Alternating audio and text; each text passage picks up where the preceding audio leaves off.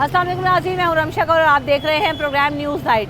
इस वक्त हम देख रहे हैं कि हालिया दिनों में हालिया खबर ये आई कि जो नया बिल है फाइनेंस बिल वो पास हो गया और मिनी बजट जो है उसका बोझ आवाम के ऊपर लाद दिया गया है। 17% GST जो ऑलरेडी पैक्ड अशिया पर वसूल किया जा रहा था, सेल्स टैक्स उसको बढ़ाकर 18% कर दिया गया है और जो लग्जरी आइटम्स हैं उसके ऊपर टैक्स बढ़ाकर 25% तक कर दिया गया है। इसके साथ साथ हम ये देख रहे हैं कि मुल्क में बातें बहुत ज़्यादा हो रही हैं कि क्या पाकिस्तान डिफ़ॉल्ट होने की तरफ जा रहा है, क्योंकि करेंसी बहरान पाकिस्तान में बढ़ता जा रहा है और डॉलर की शदीद किल्लत है। ऐसे में पाकिस्तान को डिफ़ॉल्ट होने से कैसे बचाया जा सकता है और क्या पाकिस्तान वाकई उस जगह पर खड़ा हुआ है कि पाकिस्तान डिफ़ॉल्ट हो सकता है।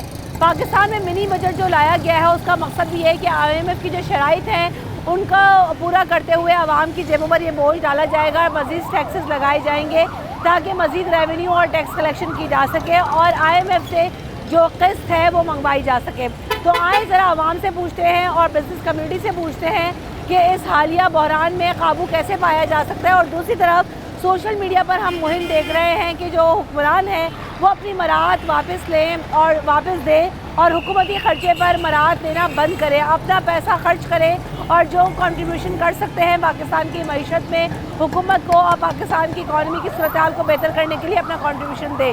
तो आए ज़रा चलकर पूछते हैं आवाम क्या राय रखती है और बिज़नेस कम्युनिटी क्या राय रखती है। जहाँ हम मुल्क की मौशी सूरत हाल पर बात कर रहे हैं, नए टैक्सेस की बात कर रहे हैं, महंगाई की बात कर रहे हैं, वहीं पर हमारे साथ बात करने के लिए ऑल सिटी ताहिर इत्तेहाद एसोसिएशन के जो मेंबर हैं वो भी मौजूद हैं, मोहम्मद अहमद शम्सी साहब।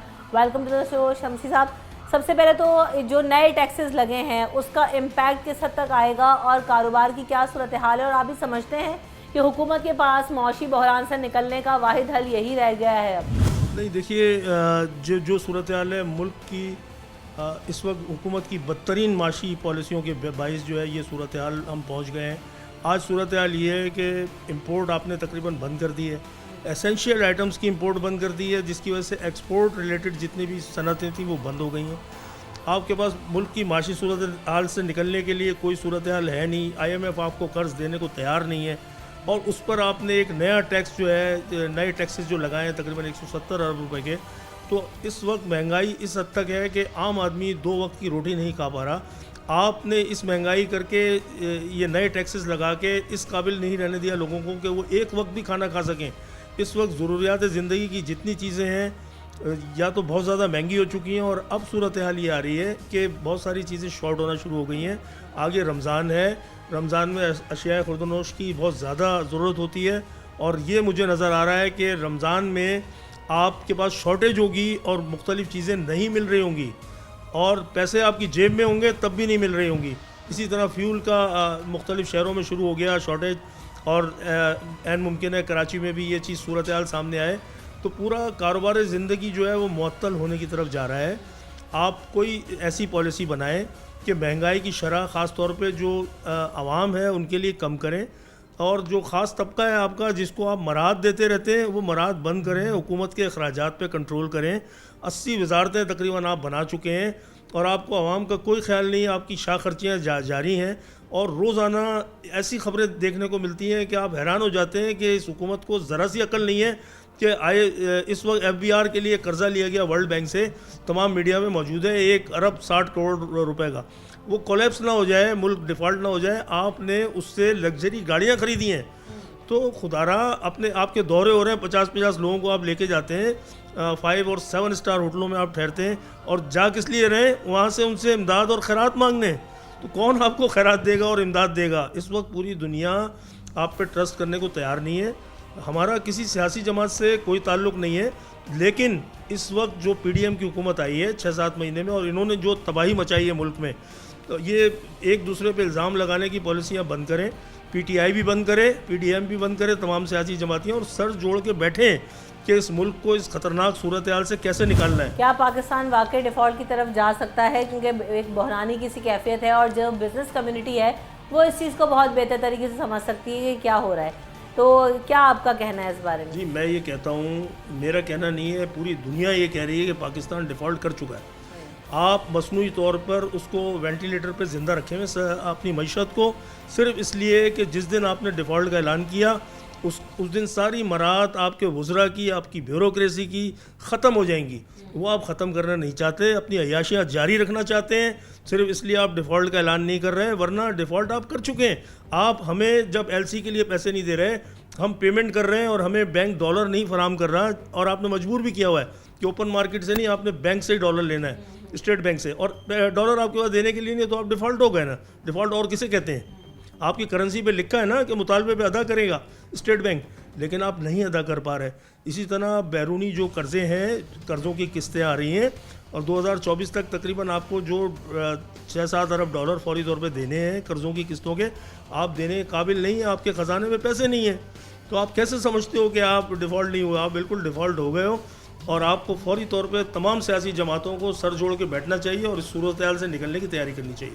आप लोग बिजनेस कम्युनिटी इस हवाले से क्या सोच रही, क्योंकि आगे रमज़ान मुबारक भी हैं, उसका एक अलग चैलेंज होता है और महंगाई का एक अलग तूफ़ान होता है, तो उससे निमटने के लिए लोगों की जेब में अगर पैसा ही नहीं होगा तो एक बहुत बड़ा स्टॉक भी अगर मार्केट में रिलीज़ कर दिया जाए और बायर ही ना हो तो क्या फ़ायदा? वो बिज़नेस कम्युनिटी को भी नुकसान होगा, बायर तो वैसे ही परेशान है। तो क्या कोई मुशावरत की है, कुछ सोचा है इस बारे में? जी, हमने सिर्फ सोचा ही नहीं है, हमने तमाम ताजरों से मुशावरत के बाद गवर्नमेंट को एक चार्टर ऑफ डिमांड दिया है कि आपको अभी भी इस सूरत हाल से निकलना है तो आपको पूरी दुनिया में कटोरा लेके ज़रूरत नहीं है घूमने की। इस मुल्क में बहुत पोटेंशियल है, आप ताजिर बरदरी के साथ बैठें।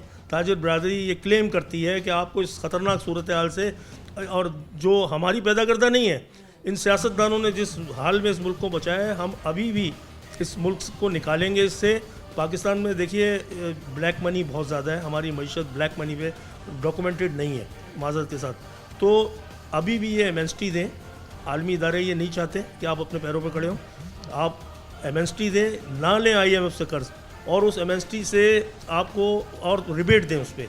आप जितनी फ़ॉरेन करेंसी पाकिस्तान में मौजूद है लोगों से कहें कि वो कैश कराएँ, और उस पर आप ना सिर्फ मार्केट के रेट दें बल्कि रिबेट भी दें। आपको किसी से कर्ज़ लेने की ज़रूरत नहीं है, वो इतनी ख़तरनाक शराइत पे आपको कर्ज़ देंगे कि सब कुछ आपके हाथ से ले लेंगे और आप सर्वाइव नहीं कर सकोगे। और अभी ऐसा हो ही रहा है कि अभी लोगों के पास पैसा है नहीं जेबों में, तनख्वाहें उतनी हैं, मज़ीद टैक्सेस लग रहे हैं, पेट्रोल कहाँ से कहाँ पहुँच गया, तो वो कंडीशंस तो हमें पूरी होती हुई नज़र आ ही रही हैं। आप बिल्कुल बजा कह रही हैं। देखिए कोई भी अभी तक इन्होंने ऐसा इकदाम नहीं किया 6-7 महीने में इन माहिर माशियात ने कि इसहाक डार साहब को वहाँ से लाएँ कि जी हम ये कर देंगे, डॉलर 200 रुपये के अंदर ले आएंगे, लेकिन ये कुछ भी नहीं कर सके और रोज़ बरोज़ सूरत हाल ख़राब होती जा रही है। और अभी मैंने पिछले दिनों इसहाक डार साहब का एक क्लिप देखा है कि वो कहते हैं कि जी अब अल्लाह ही इसको सही कर सकता है, उन्होंने हाथ खड़े कर दिए। इसी तरह हमारे वज़ीर आज़म ने भी कह दिया कि हम तो छींक भी नहीं सकते IMF की मर्ज़ी के बगैर। तो आज आप इस हालत में ले आए हैं, तो वो तो जो चाहे आपका एटमी प्रोग्राम रोल बैक करने की तरफ जा रहा है, पूरी मीडिया में ये चीज़ चल रही है, उसके बाद क्या रह जाएगा? क्या आप इस काबिल रह जाएंगे कि अपना दिफा भी कर सकें? तो खुदारा अभी भी आंखें खोलें, तमाम सियासी जमातें एक पेज पे आ जाएं, बैठ जाएं, आपस के लड़ाई झगड़े इक़्तिदार की जंग छोड़ें और इस मुल्क को इस सूरत हाल से निकालने के लिए ताजिर बरदरी की मदद लें। ताजिर ने हमेशा इस मुल्क से निकाला, इस मुल्क को निकाला है, इस सूरत हाल से अब भी निकालेंगे। ताजिर बरदरी हमारे, देखिए हमारे पास ऐसी तजावीज़ अभी भी हैं और हमने पूरा चार्टर ऑफ डिमांड, मेरे पास अगर यहाँ होगा मैं अभी आपको देता हूँ, हमने पूरा पेश किया है पूरे मीडिया के ज़रिए। उसमें हमने बहुत सारी तजावीज़ दी हैं, जिसमें सर फहरिस्त ये है कि फौरी तौर पे आप एमएसटी लाएँ और एक अकाउंट कायम करें। देखिए गवर्नमेंट पे हुकूमत लोगों को भरोसा नहीं है। सैलाब के का आपने फ़ंड कायम किया, 10-10 रुपये मांगे ना, किसी ने नहीं दिया आपको, जबकि अरबों रुपए हमारी जो NGOs हैं, जो यहाँ काम करें समाजी तंजीमें, उन्होंने जाके खर्च किए। हमने कहा है कि डॉक्टर अमजद साकिब अखवत वाले, मौलाना बशीर फारूकी, इस तरह के और भी लोग हैं, कुछ ताजरों को इसमें शामिल करें, स्टेट बैंक में एक अकाउंट खोलें, साइनिंग अथॉरिटी इन्हें दें, लोगों को पता हो कि ये पैसे जो खर्च होंगे ये लोग खर्च करेंगे, हुकूमत को नहीं देंगे लोग। आप देखिए कितना बड़ा फंड जमा होता है। आप 1 अरब डॉलर के लिए रो रहे हैं, 10 अरब डॉलर जमा होंगे आपके, और आप इंशाल्लाह इस सूरत हाल से निकल जाएंगे। मुल्क में यानी पोटेंशियल है, लेकिन बहरानी सूरत हाल पर काबू पाने के लिए इक़दाम करने के लिए विल नज़र नहीं आ रही, सॉल्यूशंस नज़र नहीं आ रहे, वे आउट नज़र नहीं आ रहा। वे आउट जो हुकूमत ने निकाला है वो वही जो IMF की शराइतें हैं, जिसकी वजह से आवाम, बिजनेस कम्युनिटी सभी परेशान नज़र आ रहे हैं। तजावीज़ भी हैं, लेकिन वही ना कि तजावीज़ मांगे कौन और क्यों। ब्रेक लेते हैं, ब्रेक के बाद हाजिर होंगे।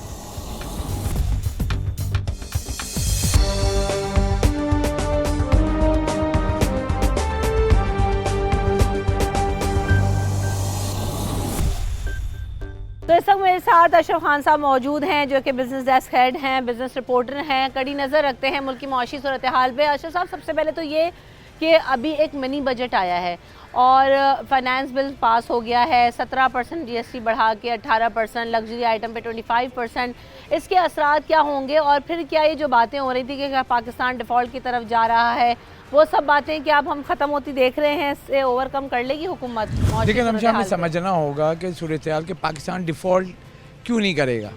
तो यहाँ पे लोगों ने जो बोला लेकिन हकीकत नहीं जानते हैं। पाकिस्तान का जो GDP साइज़ है वो 300 अरब डॉलर के बराबर है और हमारे जो बैरूनी कर्ज़े हैं वो 125 अरब डॉलर हैं और मुकामी कर्ज़े लें तो वो 100 अरब डॉलर के बराबर। ये सब भी मिला लें तो तब भी हम 225 अरब डॉलर बनते हैं और हमारी GDP साइज़ है 300 अरब डॉलर, यानी सब कुछ का एसेट हम मिला लें तो तब भी हम डिफ़ॉल्ट नहीं करते हैं।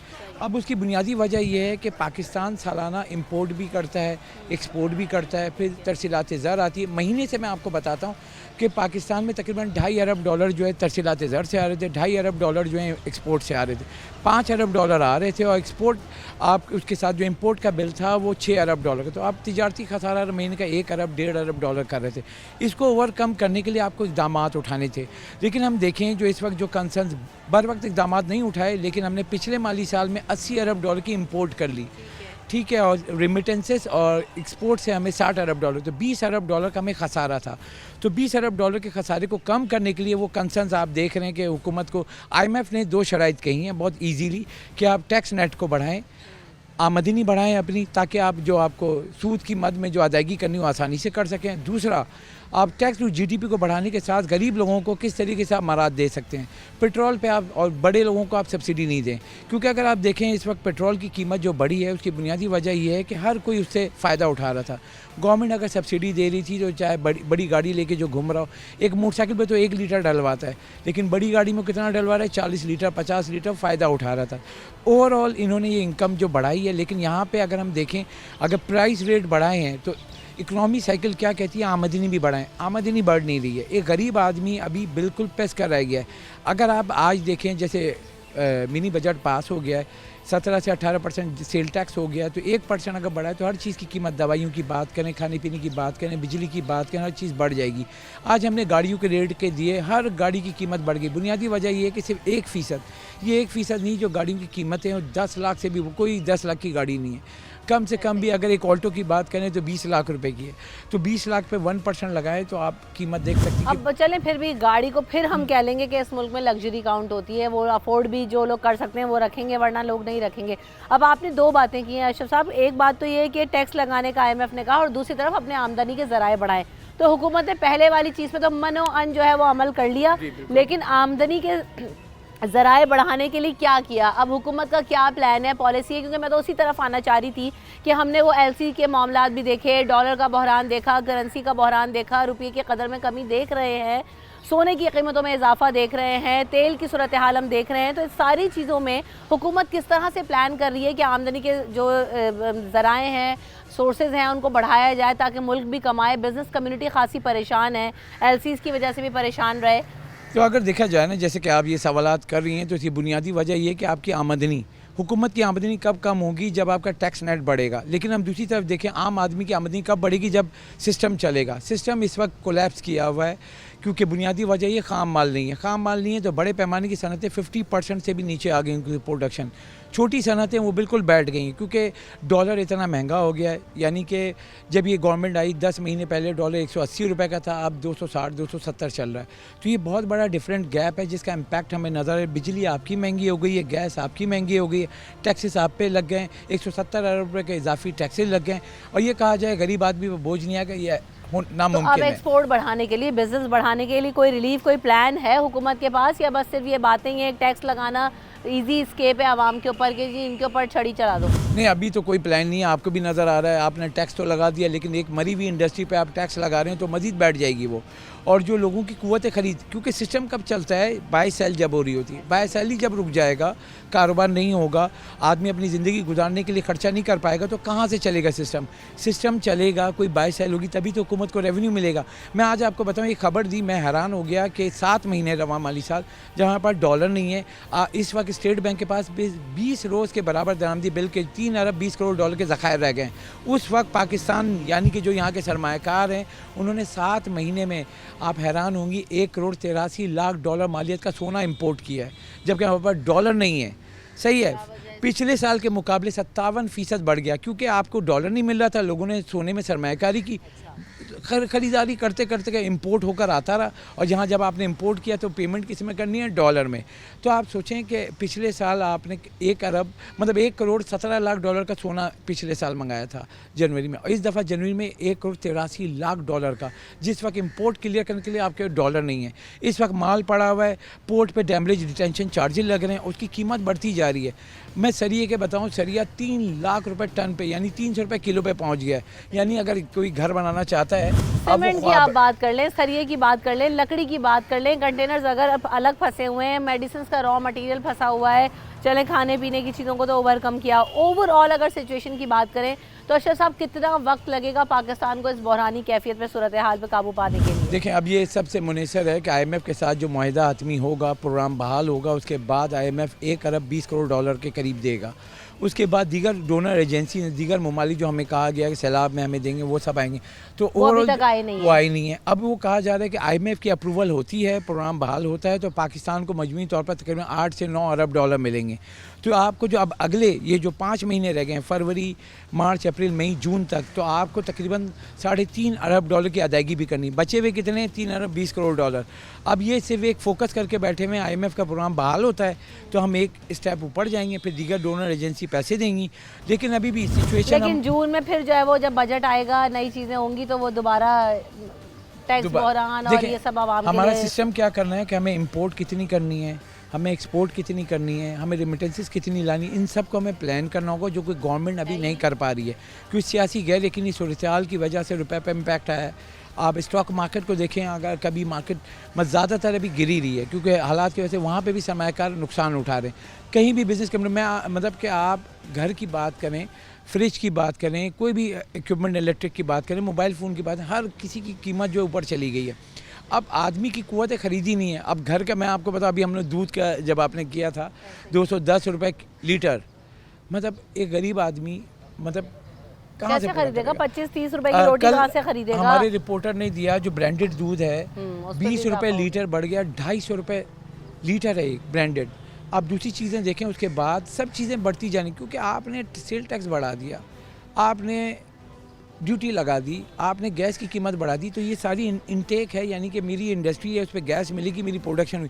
जब गैस ही महंगी होगी तो कीमत क्या होगी? बढ़ेगी। हर प्रोडक्ट की अशिया आगे बढ़ने जा रही है। मैं आपको बताऊं, जो आगे जो फ्यूचर नज़र आ रहा है, जो हम बातें कर रहे हैं, जो हमारी बात हो रही है, जो इम्पोर्टर से जो तेल घी कह रहे हैं 700 रुपये लीटर से ऊपर, पाकिस्तान की तारीख में पहली बार पूरे पाकिस्तान रहम करे। जब 600 हुआ था तो भी पाकिस्तान की तारीख में पहली बार हुआ था। आवाम फिर भी किसी ना किसी तरह से खाने पर मजबूर है। लास्टली अशरफ साहब, एक और बात ये कि अभी बड़ी कैंपेन हम देख रहे हैं सोशल मीडिया पे, खासा जो है ना इस बारे में बहस हो रही है कि जो हमारे हुक्मरान हैं वो अपनी मराज छोड़ दें, अपने लग्जरी लाइफस्टाइल छोड़ दें। हुक्मरान भी जो है वो आवाम को सिखा रहे हैं 2 के बजाय 1 चपाती खा लो, 4 कप के बजाय 2 कप चाय पी लो, 2 के बजाय आधी पी लो। मतलब ये लाइफस्टाइल चेंज है कि आवाम कहाँ से कहाँ, दुनिया कहाँ से कहाँ पहुँच गई, और हम जो है वो लकड़ी और पत्थर के ज़माने में जाते जा रहे हैं। बिल्कुल। ये तो क्या इन चीज़ों से आवाम के ऊपर या हुकूमत के बजट के ऊपर कोई फ़र्क पड़ेगा अगर हमारे हुक्मरान अपनी मरात, लग्जरीज और मिनिस्ट्रीज़ भी कम करें ना? फलानी ढिमाकी मिनिस्ट्री बनाई हुई है जिसका ना कोई पता है ना कोई आता है, उसका बजट कहाँ जाता है कहाँ आता है, कितना फ़र्क पड़ सकता है उसमें? भाई देखिए, आपको बहुत सिंपल से बताता हूँ, जो आपके टोटल जो वफाक के और सूबाई मिला के 32 इदारे हैं, 32 इदारे में देखा जाए तो मजमूई तौर पर 1.25 लाख के करीब गाड़ियाँ हैं जो सरकारी गाड़ियाँ हैं। हम महीने के अगर 100 लीटर लेते हैं, हम नहीं ज़्यादा 500-600 लीटर नहीं जाते, हम 100 लीटर लेते हैं, महीने के आपके 1200 लीटर हो गए। ये 100 लीटर जब 1.25 लाख लीटर को मिलाएं तो आप सोचें, तो आप अगर गरीब तबके को, इनको जब पता चलेगा, एहसास होगा कि जब वो गाड़ी में पेट्रोल डलवाएंगे और चलाएंगे, पैसे देंगे अपनी जेब से, क्योंकि ये टैक्स दहनगान, मेरे और आपकी सैलरी से जो टैक्स कटता है, या टैक्स दहनगान है जो आपको 6000 अरब कमा के देते हैं, उनका टैक्स की मनी इनको ये हवा में उड़ा रहे होते हैं। बिजली इनको फ्री है, पेट्रोल इनको फ्री है, मोबाइल फ़ोन इनको फ्री है, सिक्योरिटी इनको फ्री है, नौकर चाकर फ्री है। तो इनको गरीब आदमी का कहाँ से पता होगा? किसी को नहीं पता होगा। इनको ये नहीं पता है कि दालें किस वक्त कितनी की हैं, चीनी 100 रुपये की हो गई है। अगर तेल घी लेने जाओ 700 रुपये का, तो आप ये बताओ ना, गरीब आदमी 1000 रुपये लेके जाएगा 3 वक्त का खाने के लिए, कैसे पूरा करेगा? 1000 रुपये महीने के 30,000 रुपये बनते हैं। तो इस वक्त मुर्गी की कीमत देखें, 1 किलो गोश्त 700 रुपये किलो, गाय का गोश्त 900 रुपये किलो, बकरे का गोश्त तो मैं आप भी नहीं सोच सकते उस बात को। तो मतलब अब ये जो प्लान है, जो इखराजात इनके हैं, उनको कट करना होगा। IMF ये भी कह रहा है, साफ कि आप अपने अखराजात कम करें। अखराजात में क्या आता है, जो अय्याशियाँ हैं आपकी, सब कुछ फ्री, वो आप अपने ऊपर भी बोझ लें। जो बड़ी बड़ी सैलरी हैं इन लोगों की, गाड़ियाँ देखें आप, मतलब एक ऑफिसर 18 ग्रेड 19 ग्रेड को, उसको भी भाई वीगो चाहिए, प्राडो चाहिए, ये सब। मतलब आप एक गरीब मुल्क हैं। बात वही है, गरीब मुल्क है, लेकिन मुफ्त आता है तो बुरा क्या है। आवाम के टैक्स के पैसे से सब कुछ आ रहा है अशरफ साहब, और ये ऐसे ही चलता रहेगा। साल साल से यही सब सुन रहे हैं। लेकिन इतने अबतर हालात, इतने ख़राब हालात तो मैंने भी, जब से मैं बड़ी हुई हूँ इतने अरसे से, तो हमने भी कई हुकूमतें देखी, आते जाते पॉलिसियाँ देखी, लेकिन इतने बदतरीन हालात और आवाम के लिए इतनी परेशानी नहीं देखी। और अशरफ साहब जो बात कर रहे थे, बड़ी इंपॉर्टेंट बात है, और आज की शायद पंच लाइन भी है कि IMF के कर्जे के लिए, IMF की किस्त के लिए जो बात है वो ये कि उन्होंने 2 शराइत रखी। एक तो आप टैक्स लगाएं या बढ़ाएं, और दूसरी तरफ ये कि प्लान करें कि आपने अपनी हुकूमत, अपने रिसोर्सेज को, अपने जो आमदनी के ज़राए उनमें कैसे इजाफा करना है। तो पहला कदम तो अब आप उठा ही चुके हैं हुकूमत हमारी, लेकिन दूसरा कदम कब उठाएंगे अब ये देखना है, ताकि आवाम के लिए भी और कोई लॉन्ग टर्म सोल्यूशन निकल सके। वरना ये सब तो कहते रहेंगे, होते रहेंगे। कि शहबाज शरीफ साहब जब आए थे तो बड़े जोशीले अंदाज में शहबाज शरीफ साहब ने तकरीर की थी और ये कहा था कि हम महंगाई पर काबू पाएंगे, चाहे उसके लिए मुझे अपने कपड़े ही क्यों ना बेचने पड़े। तो जी लाखों रुपए के कपड़े हैं, अभी तक तो आपने वो भी नहीं बेचे, तो मराज छोड़ने की बातें तो फिर बहुत बात है। ब्रेक के बाद हाथ।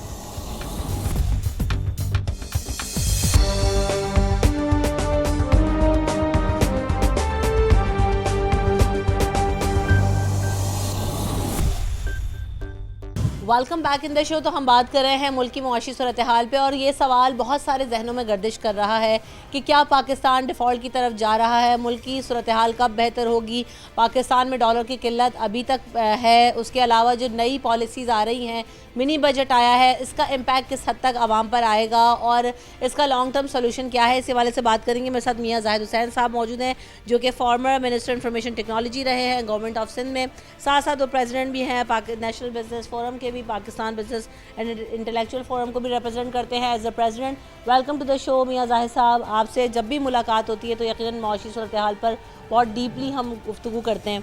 अभी ये जो बिल आया है, सबसे पहले मैं उसी से स्टार्ट करना चाहूँगी। पास हो गया, मिनी बजट आ गया, नए टैक्सेस लग गए, आवाम के जेबों पर एक दफ़ा फिर बड़ा बोझ आएगा, चाहे वो 1% का इजाफा हो, लेकिन इस वक्त तो 1 रुपया भी अगर बढ़ रहा है तो आवाम की चीखें निकल रही हैं।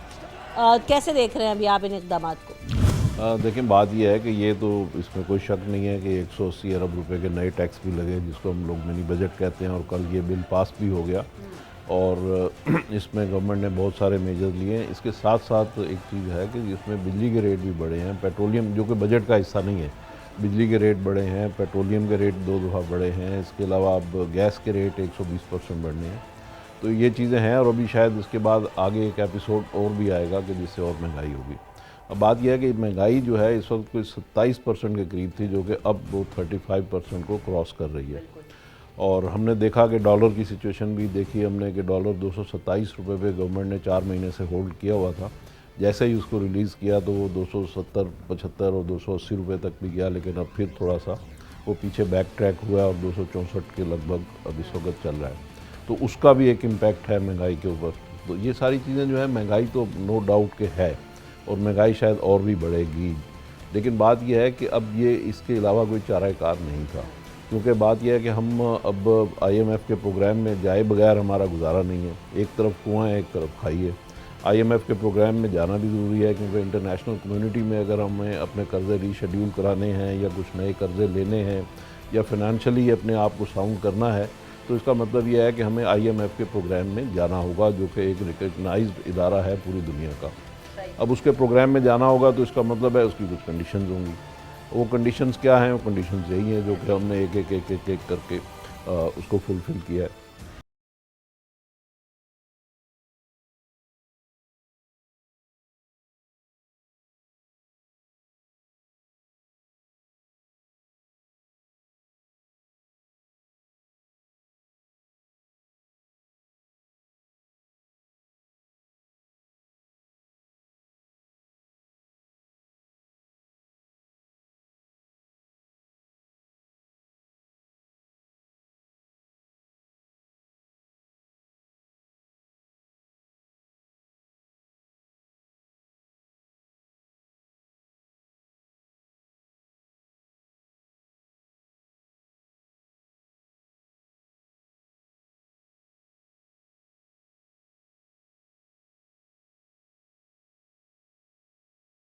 प्रोग्राम है उसमें डाइवर्ट किया है। तो उनका मकसद यही है कि ताकि इधर से लें और गरीब लोगों पे दें। इसी तरीके से 25% जो उन्होंने सामान तय्युश पे या लग्जरी आइटम्स के ऊपर लगाया है सेल्स टैक्स, तो उसका भी इम्पैक्ट यही आएगा कि गरीबों के लिए थोड़ी सहूलत पैदा होगी क्योंकि उनको सब्सिडी मिलेगी, लेकिन अमीरों के ऊपर उसका लोड। लेकिन हमारे यहाँ जो निज़ाम है मियाँ साहब, बड़ी डिफरेंट सूरत हाल हम देखते हैं। अभी आप बेनज़ीर इनकम सपोर्ट प्रोग्राम में भी हर शख्स का एनरोल होना, उनके पैसे आना, उसका भी कोई एक इस तरह सिस्टम तो कहते हैं जी बना दिया, आप कार्ड लेके जाएं मिल जाएगा। लेकिन मैं कई शोज़ उनके साथ भी कर चुकी हूँ कि वो भी बेचारे मारे मारे फिर रहे होते हैं। कई माह में कोई एक उनको वजीफ़ा मिल जाता है, तो वो तो सिस्टम है ही नहीं हमारे यहाँ। अब 1 रुपये 2 रुपये, और अब तो वो दौर भी चला गया कि 1-2 रुपये बढ़ा करते हैं, 10-10, 20-20, 30-30, 35-35 रुपये तक के इजाफे 300 रुपये बढ़ रहे हैं जी अब जी। तो। घी तेल आप देख लें, दूध देख लें, आटा चीनी घी, मतलब किस चीज़ का मैं नाम लूँ, पेट्रोल, कोई चीज़ सस्ती नहीं। तो गरीब को तो वैसे भी कोई रिलीफ नहीं मिल रहा। अब अगर हम इस तरफ आ जाते हैं कि बड़ी कैंपेन्स चल रही हैं सोशल मीडिया पर कि हमारे जो हुक्मरान हैं, आप ख़ुद भी मिनिस्टर रहे हैं, बड़ी मराहत होती हैं सबके पास, आप उनको छोड़ें और कर्ज़ा उतारने की कोशिश की जाए, बैंक्स में पैसे डाले जाएं, डॉलर्स डाले जाएं, उससे क्या इफ़ेक्ट आ सकता है और क्या इम्पैक्ट आ सकता है, और फौरी तौर पर ये करना किस हद तक हेल्पफुल हो सकता है? देखिए, बात यह है कि हमें एक अपने अखराजात गवर्नमेंट के जो हैं वो कम करने चाहिए। अब जैसे भी आपने कहा कि जी मिनिस्टर्स की जो मराहत हैं वो यकीनन बहुत ज़्यादा उनकी मराहत होती हैं। फॉर एग्ज़ाम्पल, अगर आप उनको एक लैंड क्रूज़र गाड़ी देते हैं जो 2400 सीसी की गाड़ी है, वो अगर आप उसे देते हैं तो वो 1 लीटर में सिर्फ 5-6 किलोमीटर चलती है, सही।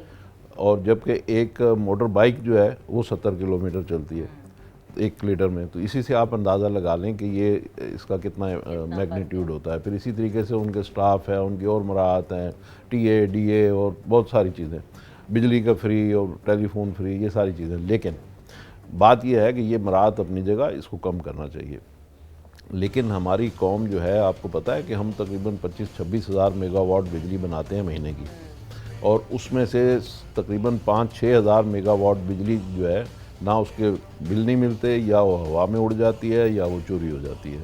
तो जो नेशन जो है तकरीबन 600 अरब रुपए साल का बिजली में नुकसान करती हो इसी चोरा चकारी में, और जो नेशन जो है 200 अरब रुपए गैस पे नुकसान करती है, तो वो गरीबों को क्या संभालेगी?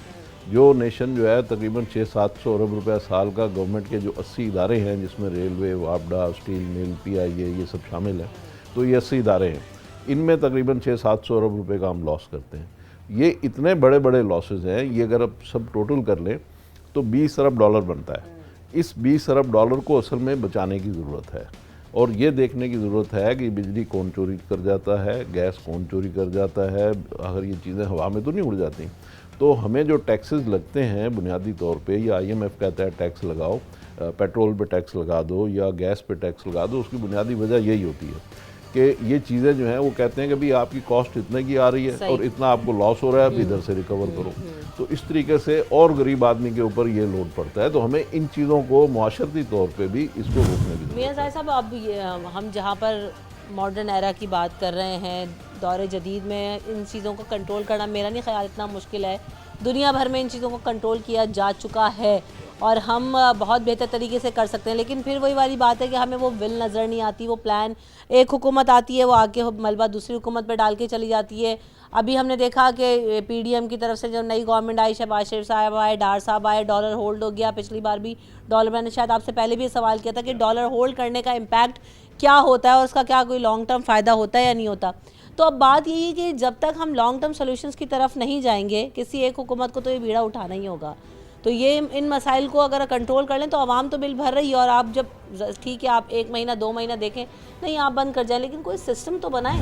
यहाँ असल बात यही है कि अब एक बात कही जाती है कि जी अमेरिका ने हमारे खिलाफ साजिश की, तो या IMF ने हमारे खिलाफ साजिश की, या हम IMF में जकड़े गए। तो क्या IMF हमें बोलता है कि बिजली चोरी करो?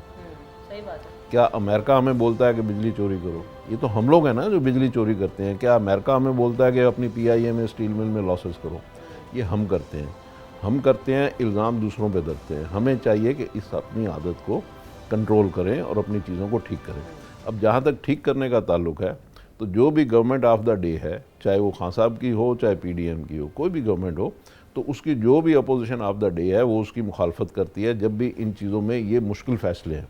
PIA, स्टील मिल, रेलवे, वापडा, इनको प्राइवेटाइज करना या इनको दुरुस्त करना या इनको बंदेदा पुत्र बनाना, ये सारे जो है ये बहुत मुश्किल फैसले हैं। इसमें बहुत सारे लोगों के पॉलिटिकल और दूसरे वेस्टेड इंटरेस्ट्स हैं। तो जब उनके ऊपर चोट पड़ेगी और उनको सीधा किया जाएगा तो जो भी अपोजिशन ऑफ द डे है वो उसकी मुखालफत करेगी।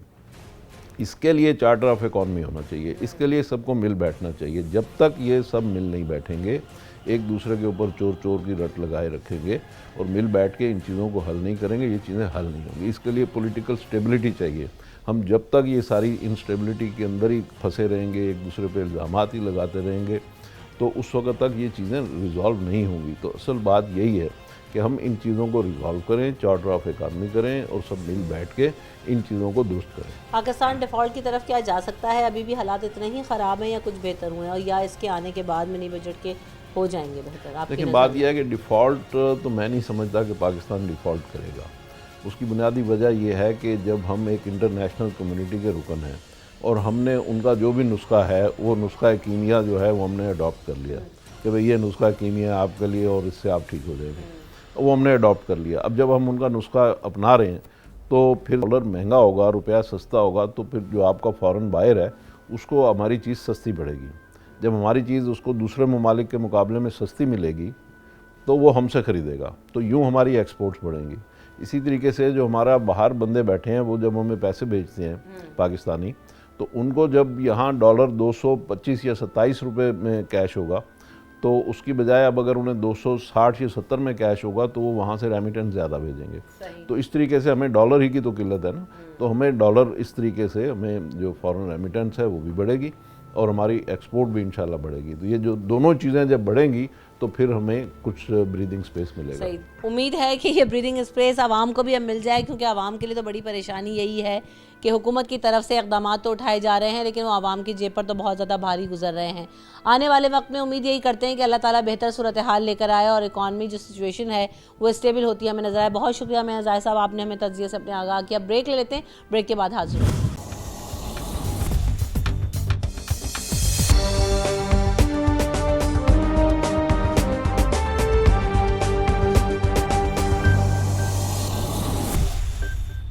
Welcome back in the show. हम बात कर रहे हैं पाकिस्तान की इकॉनमी की सूरत हाल को कैसे बेहतर किया जा सकता है और क्या आवाम इस बारे में क्या राय रखती है। आए ज़रा चलकर पूछते हैं। अभी हम देख रहे हैं कि आवाम के ऊपर और सेल्स टैक्स में 1% इजाफा किया गया है, मज़ीद टैक्सेस लग रहे हैं। आपकी नज़र में ये कहा जा रहा है कि मुल्की मईशत को बचाने के लिए ये सब करना मुमकिन है और करना पड़ रहा है, क्या यही वाहिद हल है मज़ीद टैक्सेस का इजाफा, और क्या सूरत हाल है? आप समझते हैं कि पाकिस्तान को दिवालिया से बचाने के लिए यही करना चाहिए? जी बिल्कुल ऐसा ही है, हमें टैक्स वगैरह देना चाहिए तो हम बड़े उससे जो है ना बच जाएंगे।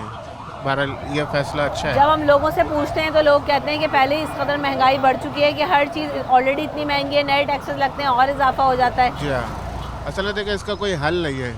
बात यह है कि टैक्सेस जो है ना वो हर सूरत में देना चाहिए, तो उसमें हमारा फिर दिवालिया नहीं होगा, क्योंकि उसकी तफसील और उसके साथ साथ जो है ना आवाम को जो है ना उसके हिसाब से फ़राहम किया जाए। जैसे बाहर मुल्क के अंदर अगर हम टैक्स भरते हैं तो उनको कुछ सहूलत भी जाती है, अगर सहूलत मिलती रहेगी तो यहाँ भी आवाम जो है ना यहाँ तो आवाम के लिए आपको लगता है कि जो टैक्स पेइंग तबका भी है वो, अगर आप अपनी दुकान का टैक्स पे करते हैं, मैं कोई भी चीज़ खरीदती हूँ मेरी सैलरी आती है, टैक्स कटता है, तो हमें कौन सी जो है फैसिलिटीज़ मिल रही हैं? सड़कों का हाल आप देख लें, तालीम, सेहत, जिसको आप बोलें वो उल्टी गंगा बह रही है। जी इसी वजह से लोग टैक्स भरना नहीं चाहते कि हमें जब कोई अच्छा बेनिफिट नहीं मिल रहा तो हम क्यों भरें, ये वजह है। वरना उसमें कोई मुजायका नहीं है कि अगर आपसे बढ़े। बिल्कुल मुजायका नहीं है, ये हमारे तरक्की का राज है अगर हम इसको टैक्स भरें तो। अस्सलाम वालेकुम। मुल्क एक बहरानी कैफियत से इस वक्त गुजर रहा है, मईशत की सूरत हाल इंतहाई परेशान कुन है। आपकी नज़र में नए टैक्सेस का इजाफा मुल्क को दिवालिया होने से बचा सकता है और क्या वाकई पाकिस्तान डिफ़ॉल्ट की तरफ जा रहे हैं? आवाम क्या सोच रही है? देखिए, हमारे वज़ीर ख़ारजा ने जो है इससे थोड़े अरसे पहले कहा था कि मुल्क डिफ़ॉल्ट की तरफ चला गया, और हमको नज़र भी आ रहा है कि यहाँ पर जो हालत बन गए, डॉलर के इतने रेट हाई हो गए हैं। आपको जनरली यहाँ पर जो पाकिस्तान की अपनी प्रोडक्शन है वो भी क्या नाम है इतनी लोगों के लिए मुतासर हो गया है कि दूध भी आपके सामने देख लें कहाँ चला गया है, पेट्रोल कहाँ चला गया है, और इस टाइम पे देखें जनरली मार्केट में बायर भी नहीं है, क्योंकि जब पेट्रोल की कीमत और सब इस तरह के मामला बढ़ाई की तरफ चले गए हैं डॉलर की वजह से, और इस वजह से तो है मुल्क वैसे ही बिज़नेस डाउन हो गया है। इस टाइम कारोबारी तबका जो है बहुत ज़्यादा परेशान है और बेबस है, क्या करें। हम किसी से कह भी नहीं सकते, लोग तो समझते पता नहीं कारोबार कर रहे हैं क्या। अभी देखिए मार्केटों में सन्नाटे हैं, फारिग बैठे हैं। बहुत ये खबरें गर्दिश करती रही, चहमगोइयाँ गॉसिप्स हो रही हैं कि पाकिस्तान डिफ़ॉल्ट की तरफ जा रहा है। आप बिज़नेस से ताल्लुक़ रखते हैं, कम्युनिटी से, क्या लगता है आपको ऐसा होगा? नज़र तो यही आ रहा है, जो श्रीलंका का हाल था वही हमारा भी हो रहा है यहाँ पर, और जनरली कारोबार ही नहीं है। अब आगे रमज़ान आ रहा है, रमज़ान के सीज़न आने से पहले हमारे यहाँ सारी एक्सपोर्ट इन्होंने रोक दी है, तो कुछ बेच नहीं सकते आप, कुछ रेमिटेंस तो आएगा ही नहीं आपके पास। आपके पास कहाँ से पैसे आएंगे? कहीं से पैसे आएंगे आपके पास? आपको खैरात ज़कात देने को कोई तैयार नहीं है। इस टाइम तो समझ में ही नहीं आ रहा क्या करें, बस अल्लाह से ही रुजू हैं कि बस अल्लाह बेहतरी ले आए। जनरली हमारे सियासतदानों ने कहीं का भी नहीं छोड़ा हमको। प्लान नज़र नहीं आ रहा और आवाम के ऊपर नए टैक्सेस का इजाफा आवाम की बोझ पे सिर भारी पड़ रहा है और आवाम के तो शदीद मुश्किल है। हम आज बात कर रहे हैं कि क्या पाकिस्तान डिफ़ॉल्ट होने जा रहा है। बॉन्ड्स पड़े हुए हैं, करेंसी बड़ी जो है वो करेंसी की कीमत में हमारी तो रुपये की कदर में कमी हो गई है, डॉलर बढ़ रहा है। कैसा है कारोबार, काम और पाकिस्तान में मईशत की सूरत हाल पर आप क्या कहना चाहते हैं? कारोबार तो मैडम ख़त्म हो गया इस वक्त, बिल्कुल इतनी महंगाई हो गई है और डिफ़ॉल्ट के करीब तो है नहीं, डिफ़ॉल्ट हो चुका है।